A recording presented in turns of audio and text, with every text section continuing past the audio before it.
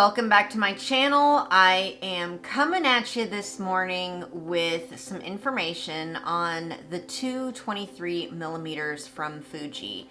Is there a difference? I think there is. Now, there are only slight differences for me. The F2 version is what I have been using for the last 4 years, and I recently had the opportunity to use the 23 1.4 at last weekend's wedding. And I'm here to tell you that I'm going to be sharing some images with you. It is significantly faster for me. The sparkler shots at the end of the evening were amazing.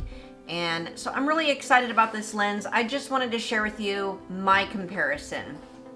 Now, I know that there are a ton of comparisons online.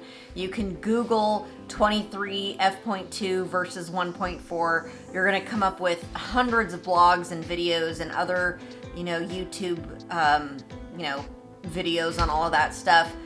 But for me, I wanted to share my experience. I don't know how many wedding photographers out there are actually sharing their experiences working real weddings with these lenses. So, as you can see, these two lenses have a difference in size. I mean, the size is pretty, it's not that significant, but you can tell that the 23 f.4 is definitely a lot chunkier than the f2 version. Okay, it's a lot narrower. Believe it or not, this is only 4 ounces heavier than this version. This is not weather sealed. This one is. Now, I kind of don't understand that. I wish they both were. Weather sealing isn't really a deal breaker for me. There has only been 1 or 2 weddings where I've caught myself out in the rain or very light sprinkles, but really I'm not shooting in, near the ocean or where it's super sandy or, beachy.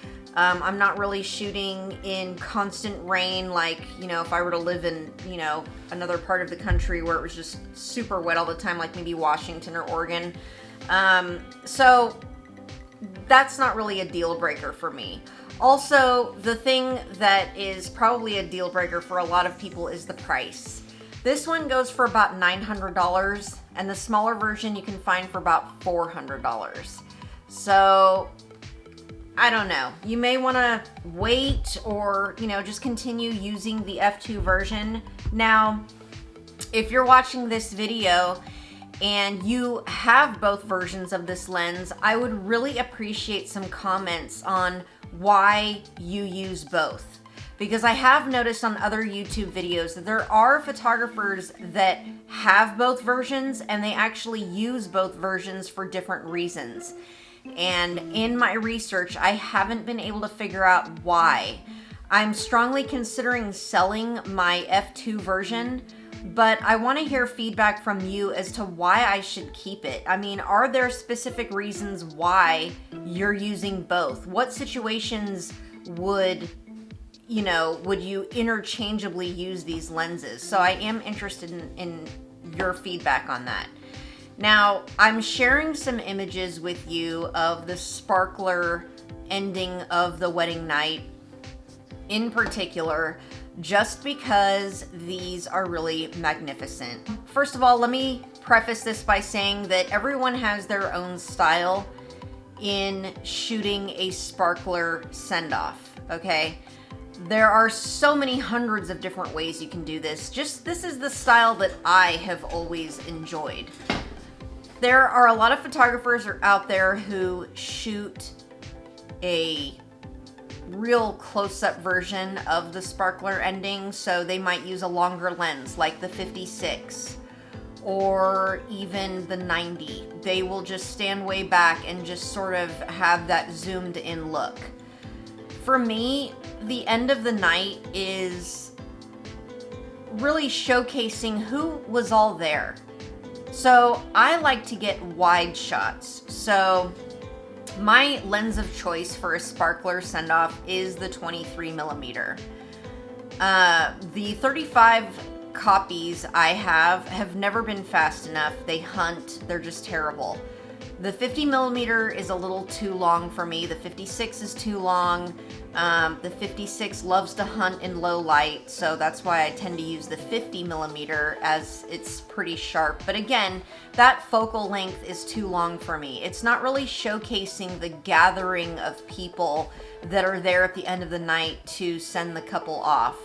So everyone has their preferred lens for a sparkler send-off, and I think once you figure out how to shoot a send-off like that, you really just sort of stick with your one method and you don't really want to change that. I mean, you like the way it looks, you're going to use a certain lens, you're going to use a certain light, or you're not going to use a light and you're just going to use ambient light. I like to use a flash.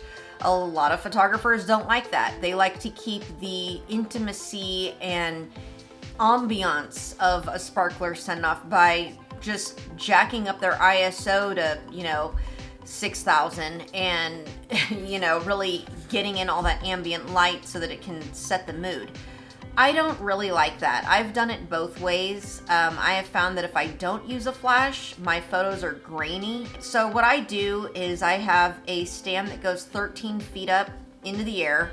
I raise it probably about 9 feet, and I have my 80-200 on the end of it, and I am shooting it about a 30 second power. Not really that high at all. It's just enough to sort of give me some fill. And then, the sparklers lighting up, they really create a lot of light on their own. So you don't really need this giant, flash power. You don't need your flash set at some unbelievable, power. I use mine just for fill, and it really works out well. So what I noticed this last weekend shooting with the 23 f1.4 was it focused significantly faster in lower light than my f2 version did. I was able to go down all the way to 1.4, which was so awesome. It was just so amazing. And I tried some different sort of things with the crowd too. So we directed them to sort of close in. Once the couple started walking towards me, the people on either end sort of closed their end up so that I could get a lot of sparklers and stuff behind the couple, which that was a lot of fun. That was one thing I changed. So they were very slow. I always direct my couples to walk very slow up the aisle, kiss, laugh, wave, just, be excited for the end of the night. Then I have them stop, face each other, kiss again, maybe take a dip, just something fun to capture, the last few moments of their night. And then also what I like to do is I have someone on either side of them from the crowd hand the couple their sparklers. So I've got the couple holding sparklers of their own, and I just think that that's like a really cute sort of parting shot. And then I get a couple of shots of that, and then they are off. So the exit has to be directed in a certain way. You can't just let the couple just fly right on down the aisle and then they jump in the car and then that's it. If they want certain photos and you want the ending to look a certain way, you have to be prepared to really direct the couple and tell them exactly what they're gonna do, how fast to move, how to pose, and how the whole thing is gonna go down. Because if you don't do that, you're not gonna get the shots that you want. They're not gonna get the shots that they want. And it's just kind of going to be a big blurry, hot, grainy mess. So you really kind of have to practice and know what you're doing. Now, I know this sounds funny, and it may sound funny to you guys. I hope maybe someone's laughing on the other end, but what I did was practice with my kids a lot. I went out into the front yard. It was pitch black. We bought tons of boxes of sparklers, and I had them stand there, and just so that I could practice what settings I was going to use, what settings with the flash I was going to use. I had them practice moving around so I could figure out, what shutter speed was going to work for me. these are all things that are really good to practice. You don't want to practice when your bride and groom are walking, you know, out of the venue and you've got, you know, all these people waving sparklers around. That's not the time to practice. The time to practice is in your front yard when you have nothing going on and it's not a very stressful situation. That's the time to play and practice with your equipment. So getting back on the track of these two lenses, I am really curious as to why people keep both versions. I want to know what you're using both of these versions for. Now, this lens was also really great when I got some wide shots during the ceremony. I always like to get wide shots as well as, you know, more close-in shots with my 50-140. But I've got to say, like, I am truly in love with this lens. It's never going to leave this camera. Just like my f2 version never left my camera. I never took it off the body. This one is going to stay on my camera the entire wedding day. So I have found my new crush. I love this lens. It is so awesome. I also upgraded, if you're following along, I let go of my 18 millimeter, which I got to the point where I could not shoot with that anymore. It was very slow to focus. It was just loud. It was sort of like a cranky old man. Like, it just didn't want to do anything anymore. And I upgraded, for me, it was an upgrade, to the 16 millimeter. And I love that lens. I mean, that was equally fast too. I got a chance to use that on the dance floor along with my 23. But really, the 23 stays on my camera the entire wedding day. On my second body, I'm switching to a 90 millimeter. I'm switching to the 50-140.